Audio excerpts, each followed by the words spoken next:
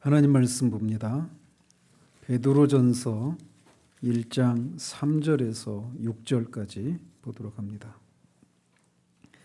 하나님 말씀 베드로전서 1장 3절에서 6절까지입니다. 하나님 말씀이 이러합니다. 우리 주 예수 그리스도의 아버지 하나님을 찬송하리로다.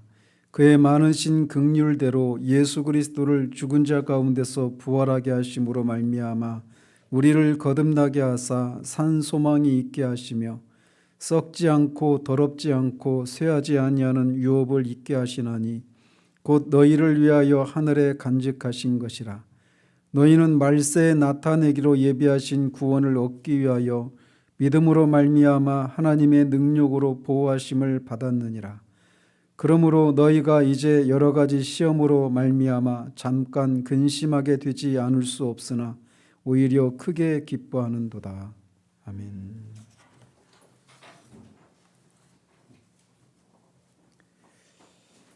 오늘은 부활주일입니다. 부활주일을 맞는 여러분들의 마음은 어떠십니까?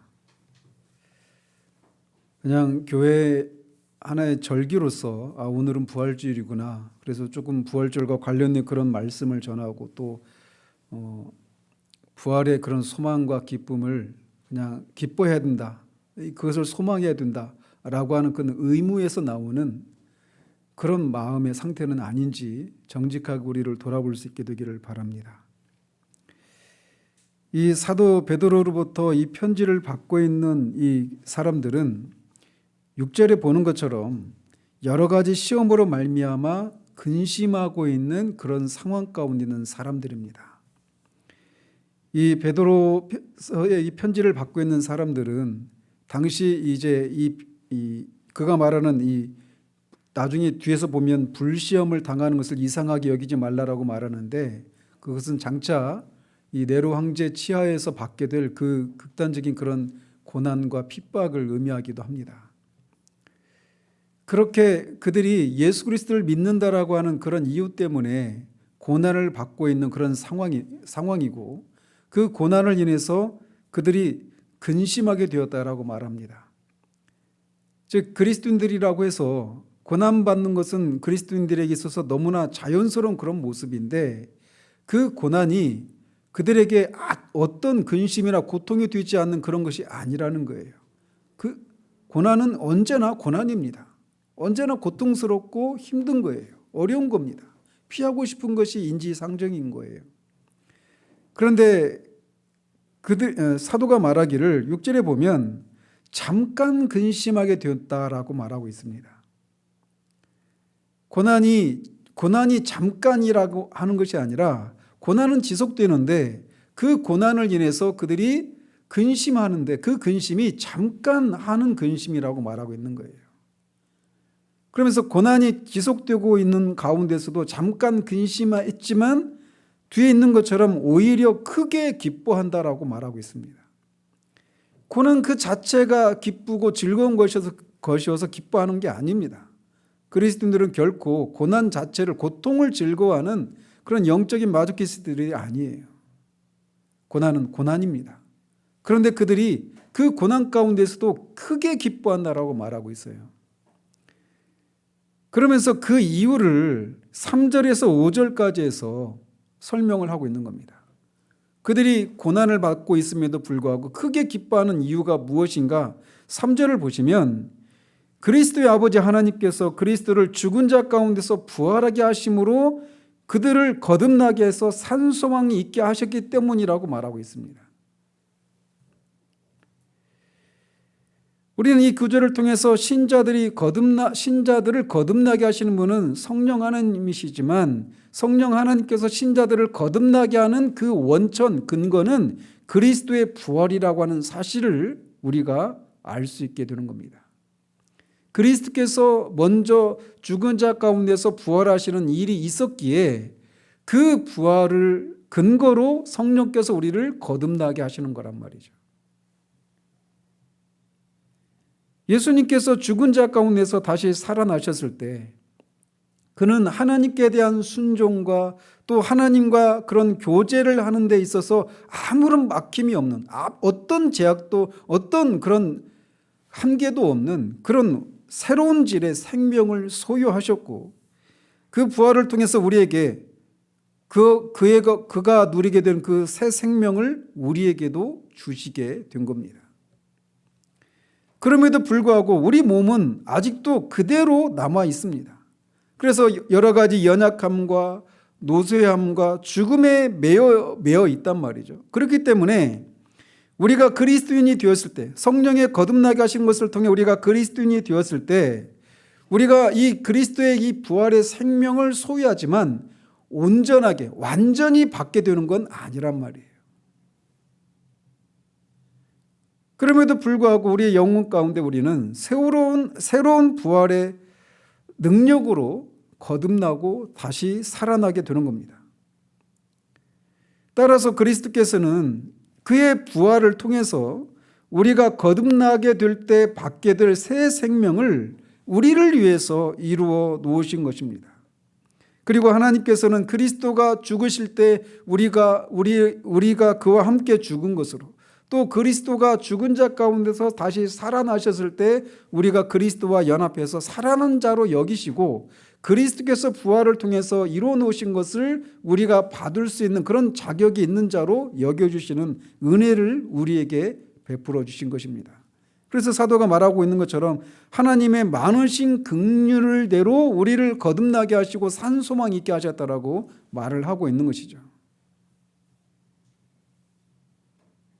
그래서 그리스도께서 이루어 놓으신 것을 성령께서 우리에게 적용시켜 주시고 우리의 것이 되도록 실제적으로 그렇게 역사해 주셔서 우리가 새 생명을 누리게 되는 겁니다. 부활의 생명을 거듭난 신자들은 다 그것을 누리게 되는 거예요. 그러면서 사도는 이렇게 거듭나서 새 생명을 누리는 자들에게 산 소망이 있게 하셨다라고 말하고 있습니다. 이 산 소망이라고 하는, 살아있다라고 하는 것은 영어로 living이에요. living. 막 살아 꿈틀대는, 역동하는 그런 의미입니다. 한 사람이 새로운 생명을 가졌다라고 하는 또 다른 증거가 있다라면 그것은 그에게 이런 소망이 있다라는 겁니다. 살아 꿈틀대는 역동적인 그런 소망이 있다라는 거예요. 그래서 산 소망이라고 하는 것은 생명력으로 충만하고 그 소망이 반드시 성취될 것을 확신하기 때문에 어떤 상황 가운데서도 낙심하고 넘어지지 않고 쓰러질 만한 그런 상황 가운데서도 오뚜기처럼 일어날 그런 힘을 제공해주고 마음을 기쁘게 하고 행복하게 만들어주는 그런 소망이 산 소망인 것입니다. 그런데 그 소망을 그리스도의 부활을 통해서 우리를 거듭나게 하셔서 우리에게 새 생명을 주시고 그 소망을 우리에게 주셨다라고, 그 소망이 우리에게 있게 하셨다라고 말을 하고 있는 거예요. 그래서 사도가 지금 이 편지를 받고 있는 신자들에게 너희들에게 그 소망이 있지 않느냐, 그 살아있는 소망이 있다라고 하는 것을 너희들이 알기 때문에 고난을 인해서 잠깐 근심했지만 오히려 크게 기뻐하고 있다라고 말을 하고 있는 거예요. 그러면서 4절에서는 그 산 소망이 무엇인지를 설명을 합니다. 썩지 않고 더럽지 않고 쇠하지 아니하는 유업을 있게 하시나니 곧 너희를 위하여 하늘에 간직하신 것이라. 여기서 말하는 산 소망은 내가 거듭나서 이제 그 새 생명을 누린 나에게 하나님께서 이 땅에서 건강의 복을, 물질의 복을, 또 자녀가 형통하는 복을, 이런 유업, 이런 기업을 나에게 주셨다라고 말하고 있지 않고 하늘에 간직한 유업을 있게 하셨다라고 말하고 있단 말이에요. 다른 말로 말하면 하나님 나라를 상속할 그런 하나님 나라를 우리의 기업으로, 우리의 재산으로, 우리의 유산으로 주셨다라고, 우리를 하나님 나라를 상속자로 삼아 주셨다라고 말을 하고 있는 것입니다.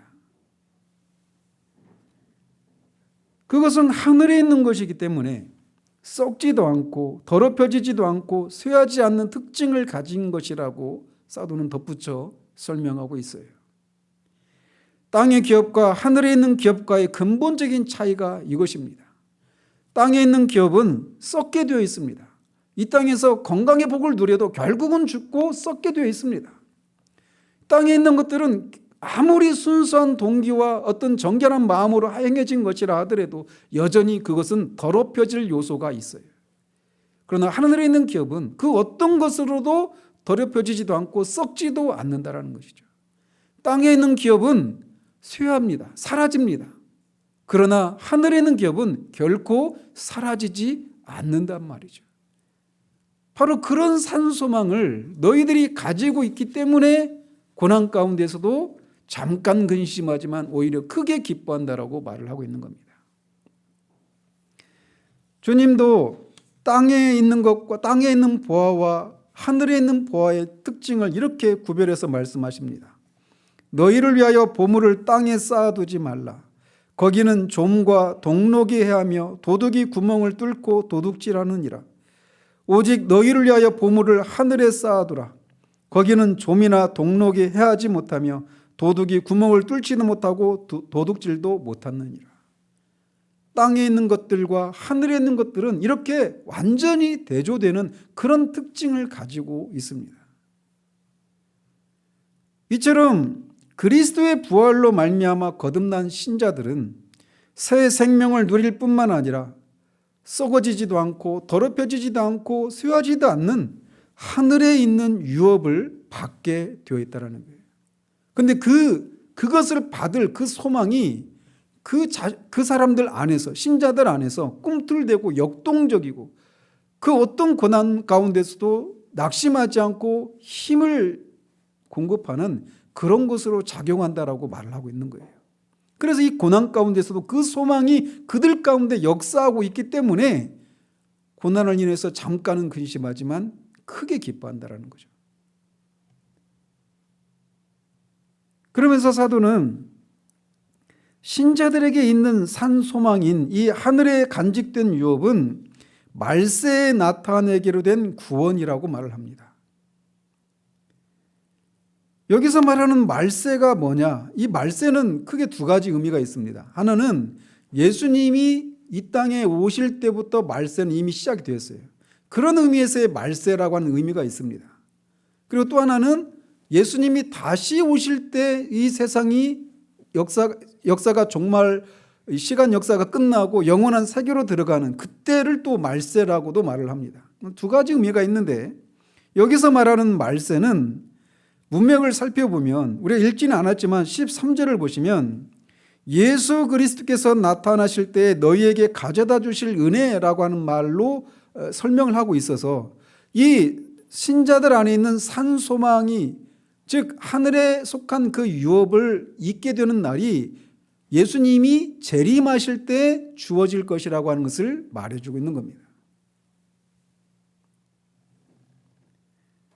따라서 성도들은 이미 구원받은 존재들이지만 그 최종적인 완성은 예수 그리스도께서 재림하실 이 세상의 종말 때, 말세 때 이루어지고 또 이 현재의 삶은 그 최종적인 구원의 완성을 이루어가는 과정이라고 하는 것을 우리가 기억할 필요가 있는 겁니다.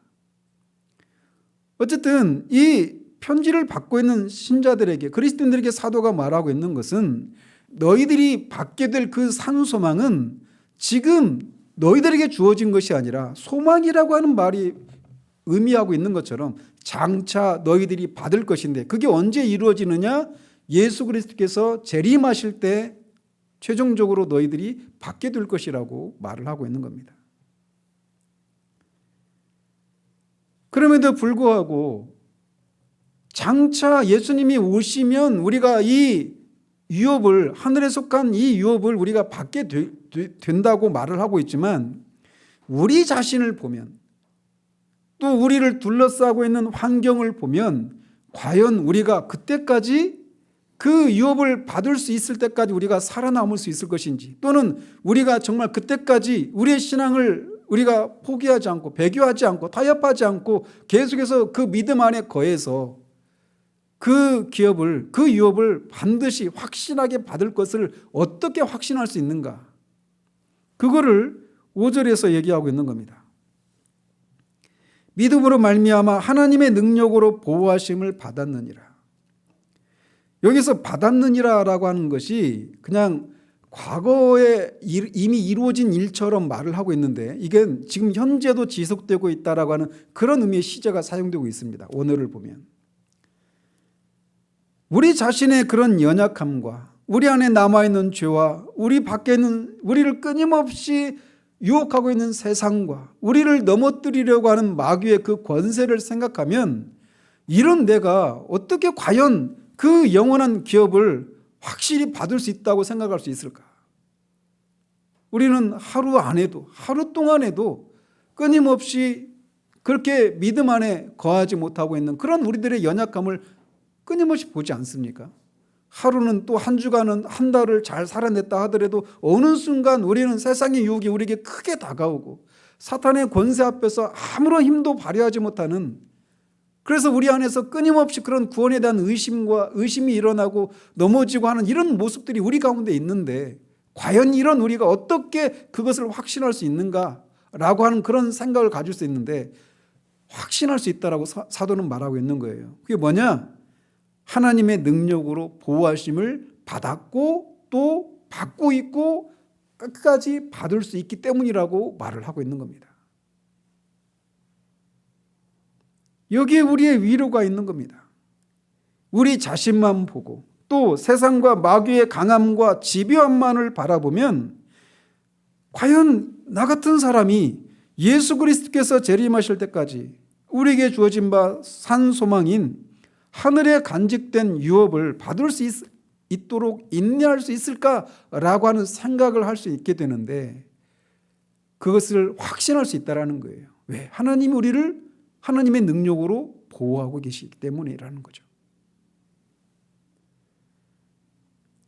감사하게도 하나님은 하나님의 능력으로 우리 안에 있는 죄와 세상과 사망과 사탄이라고 하는 우리의 원수들로부터 우리를 그리스도 예수의 날까지 지키실 것을 사도가 말해주고 있는 거예요.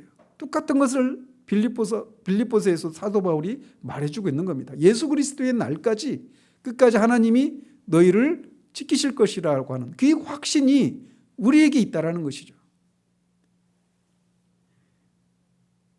그런데 이렇게 하나님이 예수 그리스도의 날까지 우리를 지키셔서 그리스도의 재림과 함께 우리에게 주어질 그 하늘의 유업을 자동적으로 받게 된다라고 말하고 있지 않아요. 하나님의 일방적인 사역으로 우리를 그렇게 지키신다라고 말씀하고 있지 않단 말이죠. 조건이 있습니다. 뭐라고 덧붙이고 있느냐면 믿음으로 말미암아예요. 믿음으로 말미암아라고 할 때 그 믿음의 주체가 누굽니까? 바로 우리들입니다. 하나님의 일방적인 사역으로 우리를 보호하시고 지키시는 것이 아니라 믿음이라고 하는 우리 편에서의 그 순종과 협조를 통해서 그것을 그날까지 주님이 오실 때까지 우리를 지키신다라고 말을 하고 있는 겁니다. 구원의 완성을 위해서 성도 편에서는 믿음이 절대적으로 필요하고 믿음 이외에는 아무것도 첨가할 것이 없습니다. 그런데 여기서의 믿음은 담대한 신앙에 근거되어 있는 확고부동한 신뢰를 말하는 거예요. 우리가 소요기도 때 그 토저 목사님의 그 하나님을 바라봄, 그 하나님을 추구하면서 얘기했잖아요. 하나님을 응시하는 것. 믿음은 그거예요. 하나님을 응시하는 겁니다. 믿음이란 구원하시는 하나님을 향한 한 영혼의 지속적인 주시라고 토저가 정의를 내리는데 그런 믿음을 바라는 것을 사용하셔서 하나님이 그 믿음에 응답하시는 것을 통해 우리를 지키시고 보호하신 일을 하신단 말이에요.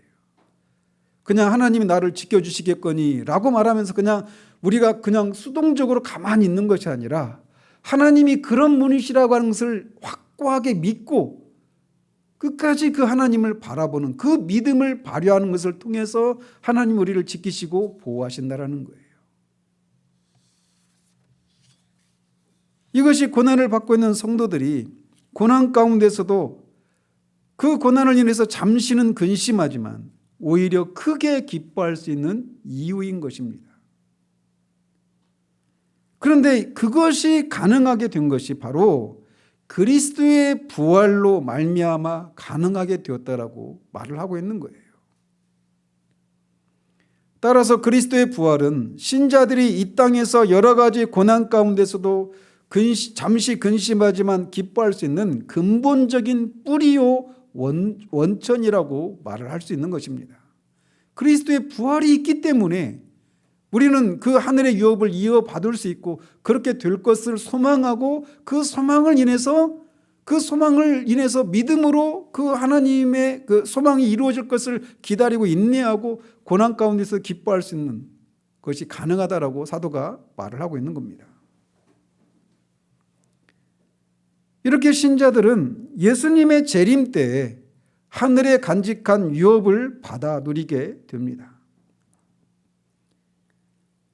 그런데 이 예수님의 재림 때에 하늘에 간직한 유업을 받아 누리게 되는데 이 하나님의 유업을 받아 누리기 위해서 필요한 한 가지 절차가 남아 있습니다. 그것은 뭐냐? 예수님이 이렇게 재림하실 때 하시는 일을 지난 후에 누리게 된다는 거예요. 우리가 방금 전에 예배 전에 사도신경을 통해서 고백했던 것처럼 예수님은 지금 하나님 보좌 우편에 앉아 계십니다. 그렇지만 거기로부터 예수님이 다시 오십니다. 무엇을 위해서? 산자와 죽은 자를 심판하시기 위해서. 그것을 신학적으로 최후 심판이라고 말을 합니다. 최후 심판을 통과한 후에 그 최후 심판을 통해서 이제 각자에게 허락된 것을 누리게 되는데 신자들이 그 과정을 통과한 후에 하늘에 속한 이 유업을 누리게 된다라고 말하고 있는 거예요. 근데 우리는 그런 생각할 수 있잖아요.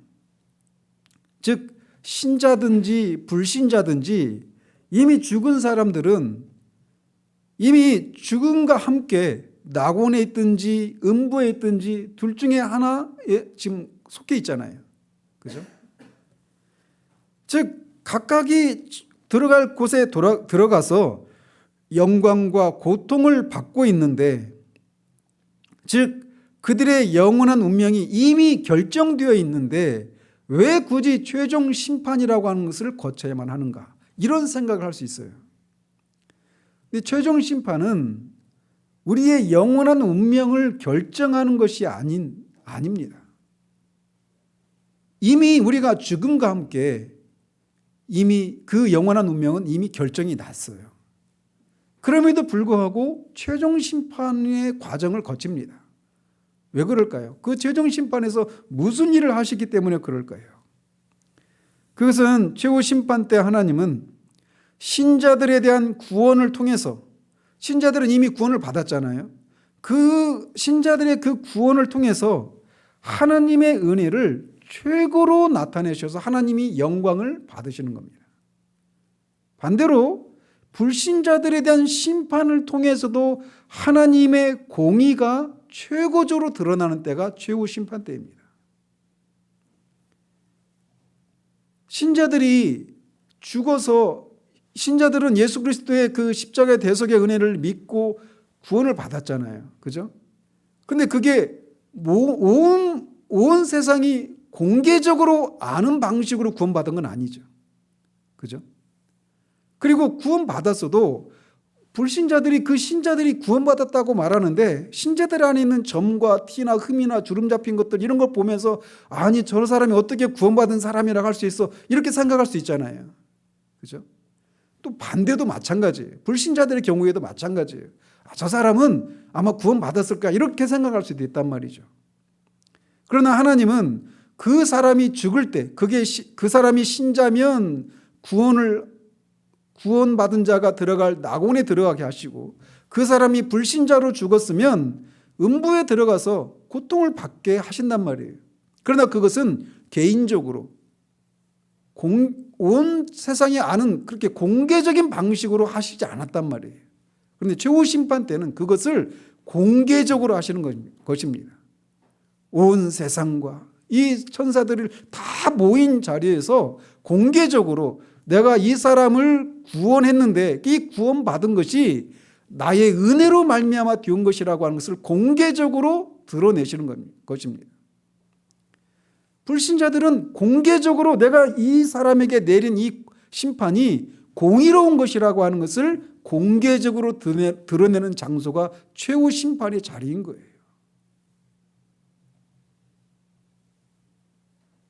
또 이 최후 심판을 통해서 각 사람에게 영원히 살 곳을 공개적으로 드러내십니다. 그래서 신자는 새 하늘과 새 땅에, 불신자들에게는 영원한 불못에 그들이 영원히 고통을 받게 될 것을 공개적으로 드러내시는 때가 최후 심판의 자리인 겁니다. 학자들마다 여러 다양한 견해가 있지만 신자가 죽으면 그 즉시로 그 영혼은 낙원에 이릅니다. 불신자의 영혼은 그 즉시로 음부에 들어갑니다. 이 음부는 연옥이 아니에요.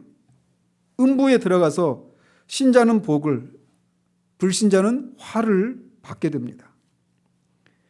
그러다가 이렇게 최후 심판 때 신자도 불신자도 다 부활을 합니다.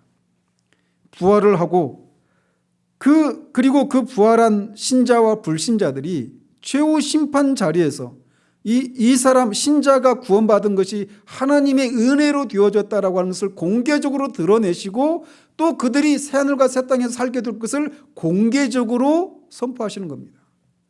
그러니까 새하늘과 새 땅에 들어가 있는 사람들 우리가 다 아는 건 아니잖아요. 그죠? 근데 거기에 들어가는 순간 누구도 저 사람은 어떻게 들어왔지 이렇게 의심할 일이 없을 거예요. 마찬가지로 이 불신자들이 처하게 될 그 장소도 마찬가지예요. 거기에 들어있는 사람 누구도 나는 왜 이곳에 들어와야만 했는지 또는 아니 저 사람은 왜 여기 들어왔지 이렇게 생각할 필요가 없어요. 공개적으로 그 정당한 근거를 최후 심판 자리에서 하나님이 드러내셨기 때문입니다. 최후 심판 때 그런 일을 하시는 거예요. 뿐만 아니라 최후 심판 때 그냥 이 신자는 신자대로 불신자는 불신자대로 새 하늘과 새 땅으로 또 영원한 불못으로 들어가는 그런 것을 그들이 영원히 살게 될 장소를 공개적으로 드러내실 뿐만 아니라 그곳에서 받게 될 상과 벌을 또 공개적으로 드러내는 장소가 최후 심판의 자리이기도 합니다. 성경은 분명히 신자들 안에서도 새하늘과 새 땅에서 누리게 된 그 삶의 질이 정도의 차이가 있음을 우리에게 말해주고 있습니다. 그래서 어떤 사람은 막 불에 붙어서 겨우 장작더미에 타고 있던 것을 겨우 막 꺼낸 것처럼 그렇게 부끄러운 구원을 받는 사람도 있다라고 말을 하고 있어요. 그러나 그것이 무엇인지 정확하게 모릅니다.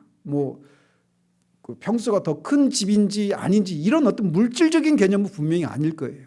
그러나 분명한 것은 신자들도 또 불신자들도 상과 벌을 누리는 정도의 차이가 분명히 있다라고 하는 것을 성경이 우리에게 말해주고 있단 말이죠.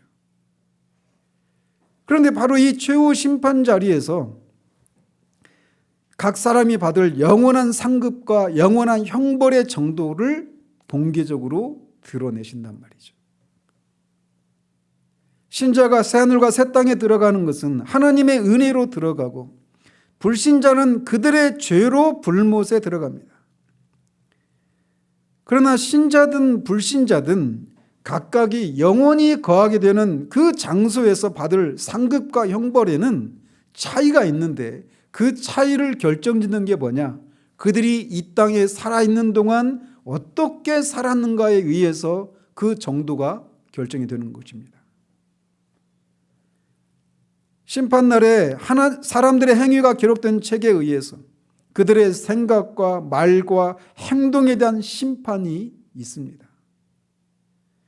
이 상급을 인해서 주님께 우리가 이 땅에서 순종하는 삶을 사는 거예요. 물론 우리가 주님께 순종하는 동기가 이것이 전부는 아니죠. 그러나 우리 주님도 앞에 있는 상급을 바라보면서 십자가의 그 부끄러움을 개의치 않으셨다라고 말씀하고 있단 말이에요.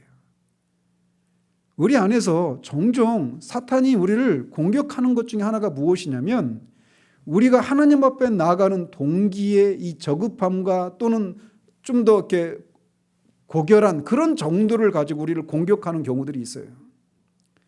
그래서 호라티우스 보나르도 그 복음의 진수 복음의 진수로 나아가라라고 하는 책에서도 그런 얘기를 하잖아요. 내가 죄인이고 하나님의 영원한 심판을 받아 마땅한 죄인이라는 사실들을 깨닫고 내 힘으로는 구원받을 수 없고 오직 예수 그리스도의 대속의 은혜로만 구원받을 수 있는데 자기 자신을 보니까 너무 주님의 그 구원의 은혜를 호소하기에는 내가 살아온 삶이 거기에 합당하지 않은 걸 아는 거예요. 근데 내가 그렇게 합당한 자격이 없는데 구원받으려고, 죄 용서를 받으려고, 지옥에 가지 않으려고 하는 그런 동기로만 그 주님께 구원을 호소하는 것이 합당한가라고 하는 그런 생각을 갖는 사람들에게 권면의 말을 하잖아요. 그죠? 그래서 우리도 마찬가지예요. 상급을 바라보면서 주님께 순종한다라고 말하면 우리 신앙이 굉장히 저급하고 뭔가 이게 기브 앤 테이크라고 하는 이런 정신으로 주님께 순종하고 있어서 우리의 순종이 순전하지 않은 것처럼 생각할 수 있어요. 그러나 그렇지 않습니다. 그 탈북민 중에 어떤 분이 그런 얘기를 하더라고요. 그분은 굉장히 북한에서는 평양에 사는 것 자체가 이미 그 상류층에 속하는 사람이더라고요. 물론 삶의 수준은 우리하고 비교할 수 없이 차이가 있지만 말이죠. 어쨌든 평양에 살고 있는 아주 고위급 엘리트예요. 그분이 그런 얘기를 하는 거예요. 내가 이 남한으로 넘어온 거는 북한의 민주주의와 자유를 위해서 넘어온 게 아니다. 나는 배고파서 넘어왔다고. 우리가 이 주님께 순종하는 삶을 통해서 새하늘과 새 땅에서 우리가 더 큰 상급을 받고자 하는 그런 동기로 신앙생활을 하는 것을 마치 북한에서 넘어온 사람들이 자유주의를 위해서 자유를 위해서 민주주의를 위해서 투사처럼 싸우지 않고 그냥 먹고 살기 위해서만 넘어왔다라고 하면서 손가락질하는 것처럼 그렇게 생각할 수 있는데 그렇지 않아요. 주님도 그런 동기로 그렇게 삶을 사셨다는 겁니다. 어쨌든 이 최후 심판 때 그렇게 우리가 새하늘과 새 땅에서 어떤 상급을 받을 것인가를 이 땅에서 우리가 살았던 삶을 가지고 심판을 하시고 그것을 공개적으로 드러내셔요. 그러니까 내가 그 땅에 살면서 살고 있는 사람들이 우리는 이 땅에서 그런 게 있잖아요. 왜 나한테는 이것밖에 안 주는지, 왜 저 사람은 저렇게 많이 주는지 그런 불평이 있잖아요. 그런데 새하늘과 새 땅에서는 그런 불평이 하나도 없습니다. 왜? 완전히 그 하나님이 주신 그것이 다 공개적으로 분명한 근거를 제시하시고 드러내셨기 때문에, 그리고 자기의 것으로 만족합니다. 어쨌든 최후 심판 때 그런 일이 있어요.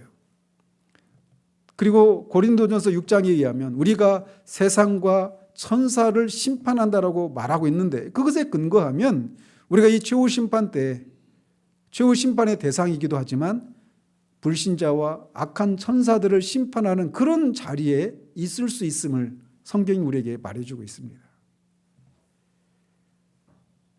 어쨌든 이렇게 신자들은 부활을 해서 이 최후 심판을 거친 후에 새하늘과 새 땅에서 하늘에 간직한 유업을 누리게 되는 겁니다. 그렇다면 이 하늘에 속한 유업을 누린다라고 할 때 그것이 무엇을 의미할까요? 그것은 천국에 있는 신자들은 영원 무궁하도록 하나님과 완전한 기쁨과 복락의 자리에 참여하게 될 것이라는 겁니다. 소극적인 측면에서 보면 천국에 있는 새하늘과 새 땅에 있는 신자들이 누리게 되는 완전한 복락은 소극적인 측면에서 보면 더 이상 모든 악과 죄와 비참함에서 자유로운 그런 상태가 된다는 것을 의미합니다. 에베소 5장 27절에 자기 앞에 영광스러운 교회로 세우사 티나 주름 잡힌 것이나 이런 것들이 없이 거룩하고 흠이 없게 하려 하심이라. 또 계시록 21장 4절에 모든 눈물을 그 눈에서 씻기심에 다시 사망이 없고 애통하는 것이나 곡하는 것이나 아픈 것이 다시 있지 아니하리니 처음 것들이 다 지나갔음이로라. 이렇게 먼저는 우리의 죄와 악과 비참함과 그런 연약함과 죽는 것이나 병드는 것이나 이런 것들이 없는 상태를 누리게 되는 거예요. 이게 소극적인 측면에서 그렇단 말이죠. 그러나 적극적으로 천국에서 새하늘과 새 땅에서 신자들은 하나님을 완전히 즐거워하는 복을 누리게 됩니다. 이것이 신자가 하늘에서 누리게 될 유업이에요. 적극적인 측면에서의 말이죠. 그래서 그들은 하나님의 영광스러운 존전에 서게 될 것입니다. 보라, 하나님의 장막이 사람들과 함께 있으며 하나님이 그들과 함께 거하시리니. 하나님이 그들과 함께 영원히 거하십니다. 하나님의 존전 앞에 늘 서 있게 되는 거예요. 이 땅에서 우리가 성령으로 충만한 삶을 살아갈 때에도 우리 안에는 늘 배고픔이 있고 늘 갈급함이 있습니다. 그리고 때로는 하나님이 우리에게서 하나님의 임재를 거두시는 것 같은 그런 때를 지나기도 해요. 그러나 그 땅에서는 하나님의 영광스러운 존전에 우리가 서게 될 거라는 거예요. 또 그들은 그의 얼굴을, 하나님의 얼굴을 직접 보게 될 것입니다. 계시록 22장 4절에 그의 얼굴을 볼 터이요 그의 이름도 그들의 이마에 있으리라. 고린도전서 13장 12절에 이제는 거울로 보는 것 같이 희미하나 그때에는 얼굴을 대하여 볼 것이요 요한 사도도 우리가 그의 계신 그대로 볼 것이다 라고 말을 하고 있습니다. 하나님을 있는 그대로 보게 된다는 거예요. 이거를 지복, 직관이라고 하는데 하나님, 이게 우리가 신자들이 누리는, 인간이 누리는 최고의 복입니다. 그 이상의 복은 없어요. 하나님을 직접 보는 것 같이 그것을 능가하는 복은 없습니다. 왜? 하나님이 최고선이시거든요. 최고선이신 하나님을 있는 그대로 보는 것, 거기 안에 우리 안에 모든 충만함과 모든 완전함과 모든 행복과 모든 기쁨이 거기에 있는 거예요. 그 하나님을 우리가 직접 우리의 눈으로 보게 된다라고 말하고 있어요. 그리고 그들을 향하신, 그렇게 볼 때 우리를 향하신 하나님의 사랑을, 그리고 하나님을 향한 우리 안에 하나님이 심어준 그 사랑을, 우리가 그 완전한 사랑을 보고 느끼게 될 거예요.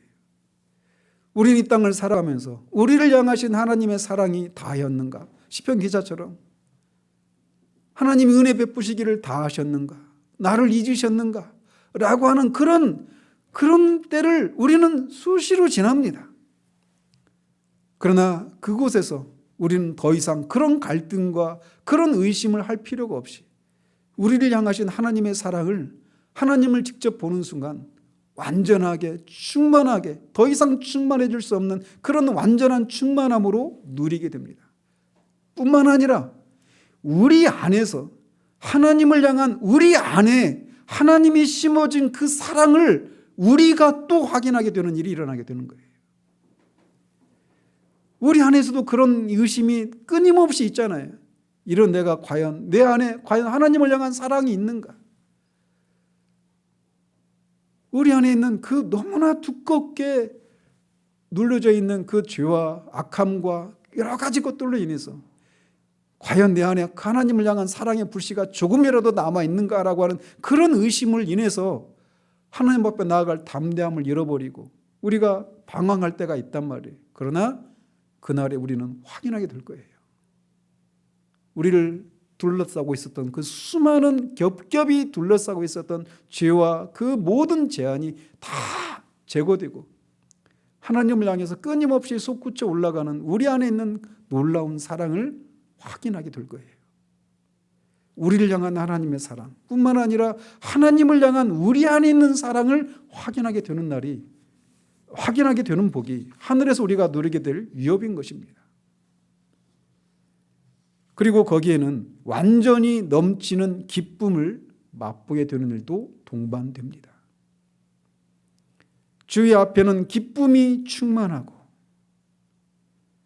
능히 너희를 보호하사 거침이 없게 하시고 너희로 그 영광 앞에 흠이 없이 즐거움으로 서게 하실 자.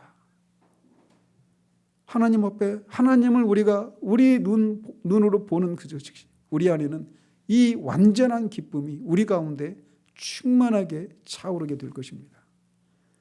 그런데 그게 어느 한 사건이 아니라 한순간에만 경험하는 것이 아니라, 그리고 그것을 잃어버렸다가 다시 회복하고 잃어버렸다가 회복하고 이런 방식으로 누리게 되는 것이 아니라 영원히 지속된다는 겁니다.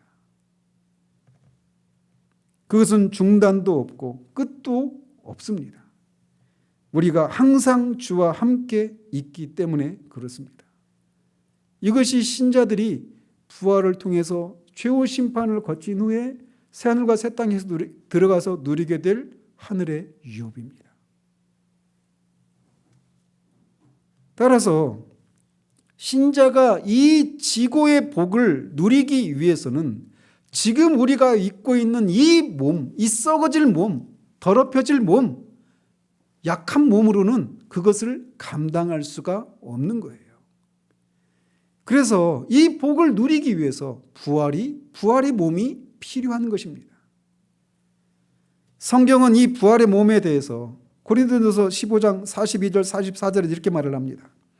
죽은 자의 부활도 그와 같으니 썩을 것으로 심고 썩지 아니할 것으로 다시 살아나며 욕된 것으로 심고 영광스러운 것으로 다시 살아나며 약한 것으로 심고 강한 것으로 다시 살아나며 육의 몸으로 심고 신령한 몸으로 다시 살아나나니 육의 몸이 있은즉 또 영의 몸도 있느니라. 그래서 이 부활의 몸과 지금 우리가 갖고 있는 몸을 대비시키고 있는데, 부활의 몸은 썩지 않는다라고 말하고 있습니다.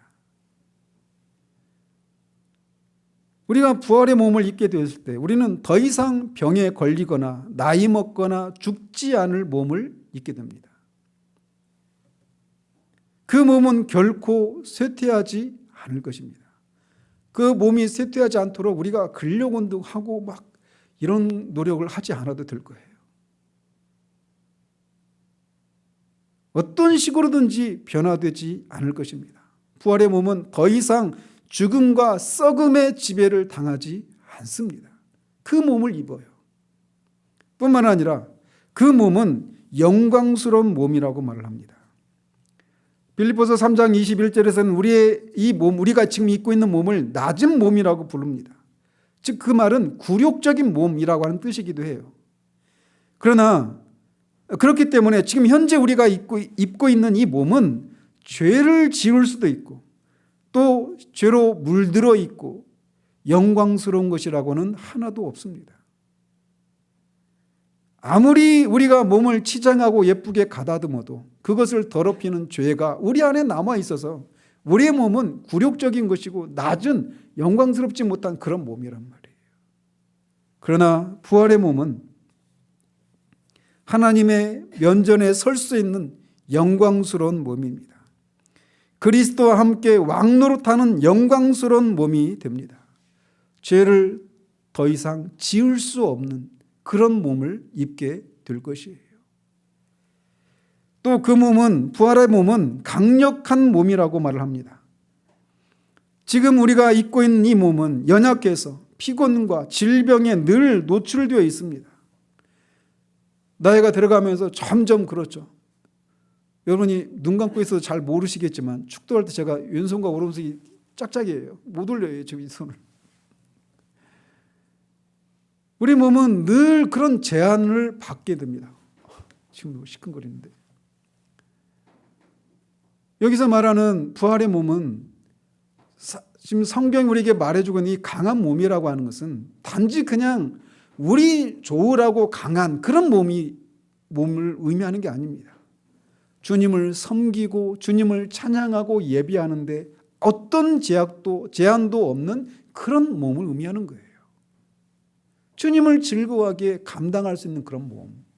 다니엘 선지자에게 나타났던 그 미가엘 선지자가 나타났을 때 장차 일어날 일들을 예언해 줬을 때 다니엘이 그냥 죽은 자처럼 그렇게 엎드렸잖아요. 그것을 감당을 못하는 겁니다. 천사장의 그 메시지를 감당을 못하는 거예요. 그런데 천사장 정도가 아니라 하나님을 우리가 보게 될 때 우리의 몸은 어떻게 될까요? 죽은 자처럼 엎드리게 되는 거예요. 감당을 못합니다.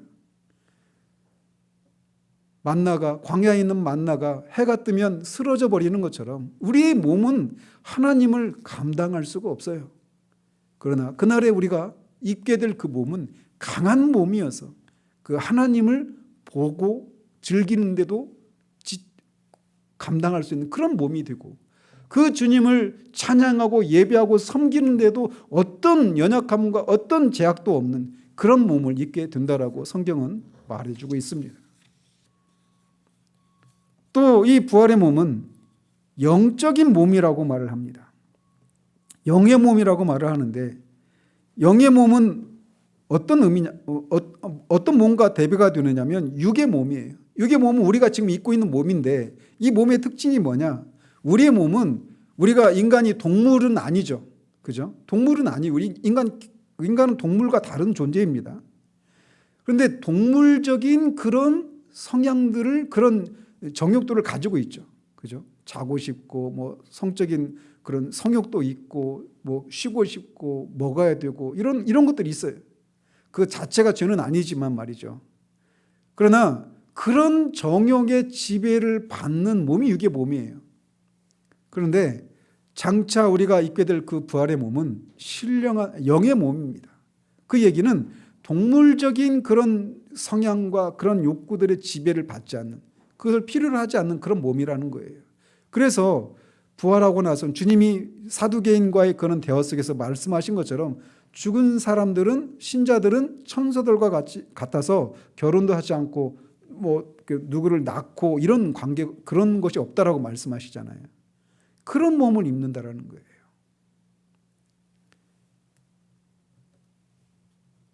또 마지막으로 부활의 몸은 하늘에 속한 몸이 될 것이라고 고린도전서 15장 48절 49절에서 얘기하고 있습니다. 왜? 우리의 몸은 우리가 어디에 있기 때문에? 하늘에 있기 때문에, 새 하늘에 있기 때문에.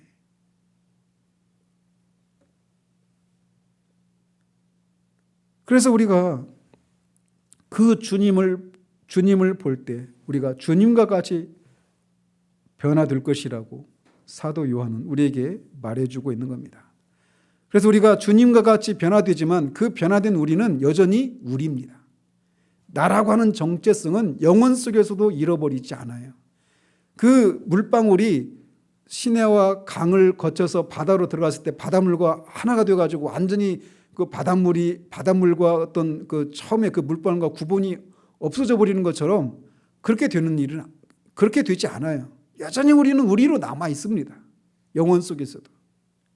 그러나 우리가 주님과 같이 그렇게 순식간에 변화되는 일이 일어나게 되는 거예요.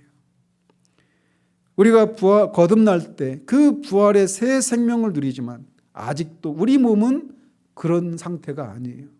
그리고 최후 심판을 통해서 우리가 그 하늘에 속한 그 복을, 말씀드린 것처럼 그런 복을 누리게 되는데, 그 복을 누리기 위해서 우리는 이 몸이 아닌 부활의 몸이 필요하다는 것이죠. 그런데 그것을 예수 그리스도가 부활하시는 것을 통해서 우리에게 그것을 주실 것이고, 주셨고 그것을 우리가 받아 누릴 수 있도록 우리를 이 땅에서 지키시고 보호하신다는 거예요. 그렇기 때문에 고난이 있어도 그것을 반드시 우리가 누리게 될 것이기 때문에, 이 땅에서 삶이 전부가 아니기 때문에, 그것을 영혼 속에서 우리가 그것을 누릴 수 있기 때문에 잠깐 고난 때문에 잠깐 근심하지만 오히려 크게 기뻐한다라고 말을 하고 있는 겁니다. 이런 의미에서 저는 여러분에게, 저 자신도 마찬가지입니다. 우리들은 과연 이 편지를 받고 있는 성도들이, 신자들이 그 고난 가운데서도, 여러 가지 고난을 인해서도 잠깐 근심하지만 오히려 크게 기뻐하는 그 원인인 그리스도의 부활과 그 부활 안에 동참한 자신들이 누리게 될 그 하늘의 유업을 인해서 그 고난 가운데서 기뻐하는 그 기쁨이 우리 가운데 있는지 우리를 돌아볼 필요가 있는 거예요. 이 부활이 우리에게 어떤 기쁨과 소망으로 다가오고 있습니까? 이 부활에 대한 소망이 우리로 하여금 고난 가운데서도 기뻐하는 그런 살아있는 소망으로 우리 가운데 역사하고 있는지 우리 자신을 돌아봐야 한다는 겁니다. 만약 그렇지 않다면 왜 그런지를 찾아봐야 돼요. 이 본문과 관련해서 그것을 찾아본다면 몇 가지를 살펴볼 수 있습니다. 뭐냐면 이 소망이 우리 가운데 살아 꿈틀대는 그런 방식으로 우리에게 역사에서 고난 가운데서도 우리가 넘어지지 않을 수 있는, 그것을 인내할 수 있는 힘으로 우리 가운데 역사하기 위해서는 우리에게 요구되는 게 뭐냐면 믿음을 발휘하는 거예요. 이것이 장차 우리가 누리게 될 것이다. 그리고 반드시 그것을 누리게 될 것이라고 하는 믿음을 우리가 발휘해야 한다는 겁니다. 그러나 우리가 그 믿음을 발휘하지 않고 있다라면, 즉 믿음을 발휘한다라고 하는 것은 보이는 현실이 전부가 아니라고 하는 것을 전제하고 있는 거예요. 그렇죠? 근데 우리가 믿음을 발휘하지 않는다는 얘기는 또 다른 의미로 뭐냐? 우리가 보이는 현실이 전부인 것처럼 우리가 지금 현재적으로 살고 있다라고 하는 의미이기도 합니다. 믿음을 발휘해야 되는데 믿음을 발휘하지 않고 있기 때문에 우리가 이것이 산소망이 되고 있지 않은 거예요. 보이는 현실이 전부인 거. 내가 지금 겪고 있는 이런저런 결핍과 문제들. 머리로는 우리가 죽음 다음에 주님이 재림하실 때의 최후 심판이 있고 최후 심판 앞에 서기 위해서 우리가 부활을 하고 최후 심판을 통과한 후에 새하늘과 새 땅에서 이런 복을 누리게 될 것이라고 하는 것을 믿고 있지만, 머리로는 믿고 있지만 실제로는 그렇지 못한 그런 현실들이 우리 가운데 있기 때문에 이 부활의 소망이 산소망이 되고 있지 못하다는 겁니다. 한번 우리의 삶을 돌아보십시다. 우리가 얼마나 이 보이는 현실의 지배를 받고 있는지, 아니면 그런 현실 속에서도 끊임없이 이 장차 우리가 반드시 누리게 될 이 부활의 소망을 우리가 얼마나 많이 묵상하고 우리의 삶 가운데서 그 날을 고대하며 살고 있는지, 땅의 것들이 전부이고 땅의 것들을 추구하고 있는 동안 하늘의 것들은 동시에 추구될 수가 없는 겁니다. 재물도 섬기고 하나님도 섬기는 이런 일은 할 수가 없어요. 주님이 말씀하신 것처럼 두 주인을 동시에 섬길 수 없습니다. 땅의 것을 추구하든지 하늘의 것을 추구하든지 둘 중에 하나인 거예요. 그런데 우리의 삶이 땅의 것들에 완전히 함몰된 그런 삶을 살아가고 있기 때문에 하늘의 것들을 추구하고 하늘의 것들을 묵상하는 것이 우리 가운데 참 없거나 너무나 미미하기 때문에 산소망으로 우리 가운데 역사하지 않고 있다는 거예요. 지금 사도로부터 편지를 받고 있는 성도들이 고난 가운데서 기뻐할 수 있는 그 원동력은 그들이 이 소망, 이것을 반드시 이루어질 것이라고 하는 믿음을 발휘하고 있었습니다. 믿음의 싸움을 싸우고 있었던 거예요. 끊임없이 자신 안에 있는 죄를 인해서, 사탄의 그런 공격을 인해서 이런 네가 어떻게 그 복을 누릴 수 있어라고 하는 그런 공격을 맞서서 그냥 아무런 힘도 발휘하지 못하고 그냥 주저앉아 있는 것이 아니라 그것을 진리를 가지고 맞서 싸우는, 믿음을 발휘하는 그런 싸움을 싸우고 있었기 때문에 이것이 그들에게 살아 꿈틀대는 소망으로 작용하고 있었던 겁니다. 보이는 현실이 전부가 아니라 하늘에 속한 것이 진짜 있고 반드시 그것을 내가 누릴 것이라고 하는 것을 알고 믿고 그것을 추구하고 있었기 때문에 부활이 자기에게 산소망이 될 수 있었던 거예요. 뿐만 아니라 우리가 부활할 것을 소망하는 또 다른 이유가 있다면, 우리가 주님을 섬기는데, 주님을 즐거워하고 주님을 기쁘시게 해드리기 위한 그런 삶을 살아가는 데 있어서 우리의 몸이 얼마나 많은 한계와 그런 연약함을 가지고 있는지를 아는 것에서 부활의 몸을 소망하게 되는 거예요. 그런데 부활을 소망하지 않는다는 얘기는 거꾸로 말하면 우리가 주님을 섬기는 일에 게을러 있거나 충성되지 못한 그런 삶을 살고 있다는 겁니다. 주님 앞에 기도하고 주님 앞에서 경건한 삶을 살아가는데 요구되는, 바울 사도를 통해서 우리에게 말해주고 있는 것처럼 우리 몸을 불의의 병기가 아니라 의의 병기로 드리라고, 너희 몸을 거룩한 산 제물로 드리라고 주님이 말씀하시는데, 우리의 몸을 주님을 섬기는 그런 거룩한 산 제물로 드리는 일들에 우리가 우리의 몸을 헌신하는 것을 통해서 우리의 몸의 연약함과 한계를 보기보다 그저 우리 몸이 요구하는 대로 쉬고, 그런 것에 우리가 그렇게 하고 있기 때문에 그 우리의 몸의 한계를 보지 못하고, 그래서 이 한계를 뛰어넘어서 주님과 교제하고 주님을 섬기는데 어떤 제약도 없는, 제한도 없는 그런 몸을 받기를 소원하는 마음이 우리 가운데 현재적으로 없기 때문에 부활이 우리에게 소망되지 못하고 기쁨으로 다가오지 못한다는 겁니다.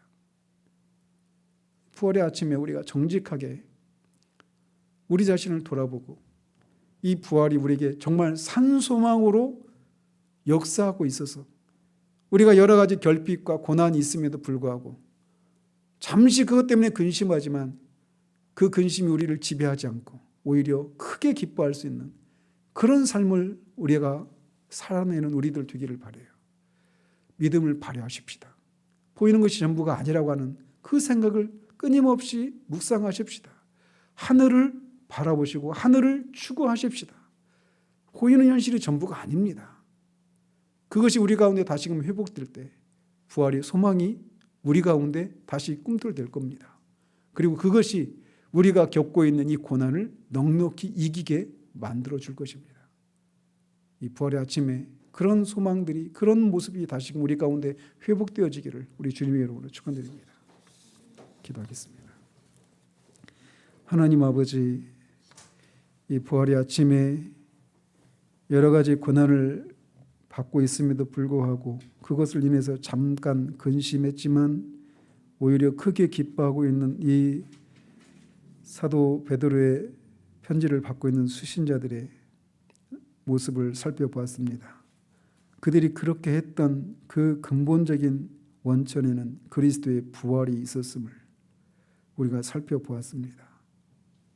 그리스도의 부활로 말미암아 우리에게 하늘의 유업을 장차 우리가 누리게 될 것을 그들이 알았기에 그것을 믿음으로 바라보고 그것을 추구하는 삶을 살았기에 그들이 고난 가운데서도 인내하고 기뻐하기까지 할 수 있는 산 소망으로 그들 가운데 역사했던 것을 우리가 살펴봅니다.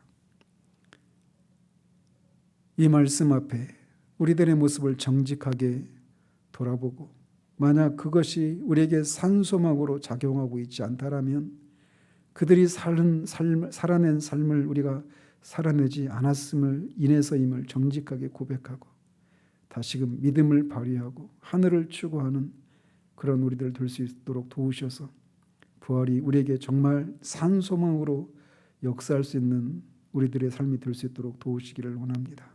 예수 그리스도 이름으로 기도합니다. 아멘.